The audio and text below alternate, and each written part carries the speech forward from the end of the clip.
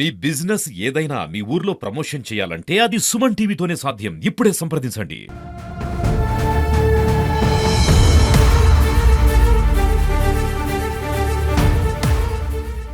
రాష్ట్ర కూటమి ప్రభుత్వం గత ప్రభుత్వంలో వచ్చినటువంటి 17 మెడికల్ కాలేజీలను ఈరోజు పబ్లిక్ ప్రైవేట్ పార్ట్నర్షిప్ పీపీపీ ఆధ్వర్యంలో చేర్చడాన్ని ఆల్ ఇండియా స్టూడెంట్ అసోసియేషన్ గా మేము దాన్ని తీవ్రంగా వ్యతిరేకిస్తున్నాం.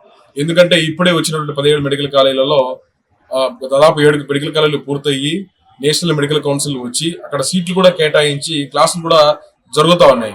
అయితే ఈ రోజు మేము ప్రభుత్వ పరంగా నడపలేమని చెప్పేసి చెప్పడం అనేది సిగ్గుచేటుగా భావిస్తున్నాం.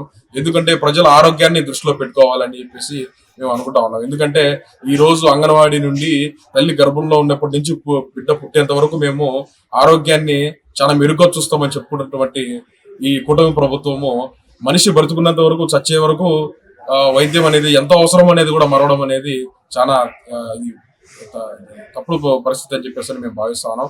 ఎందుకంటే ఈ రోజు ఉన్నటువంటి ఆంధ్రప్రదేశ్ రాష్ట్రంలో ఏదైతే ఉన్నటువంటి మెడికల్ కళాశాలలో ముందుగా పులివెందుల్లో ఉన్నటువంటి మెడికల్ కాలేజీలో ఉన్నటువంటి సామాగ్రిని ఈ రోజు గుంటూరు మెడికల్ కాలేజీ తరలించడం అనేది చాలా బాధాకరమైన విషయం. అక్కడ ఉన్నటువంటి సూపరింటెండెంట్ శ్రీనివాసరావు గారు చెప్పారు నిన్న.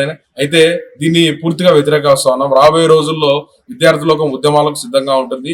ఏదైతే పబ్లిక్ ప్రైవేట్ పార్ట్నర్షిప్ పీపీపీ ఆధ్వర్యంలో చేరుస్తామని చెప్పేసి అని చెప్తున్నారో దాన్ని వెంటనే మరొకసారి పునరాలోచించి దాన్ని నిర్ణయం తీసుకోవాలని చెప్పేసి తెలియజేస్తున్నాం. వెంటనే జీవో నెంబర్ 590ని రద్దు చేసి ఈ రాష్ట్రంలో ఉన్నటువంటి పేద బడుగు బలహీన వర్గాల విద్యార్థులకు వైద్య విద్య అందే విధంగా రాష్ట్ర ప్రభుత్వం అడుగులు వేయాలని చెప్పేసి కోరుతా ఉన్నాం. అనిల్ కుమార్, జిల్లా కన్వీనర్.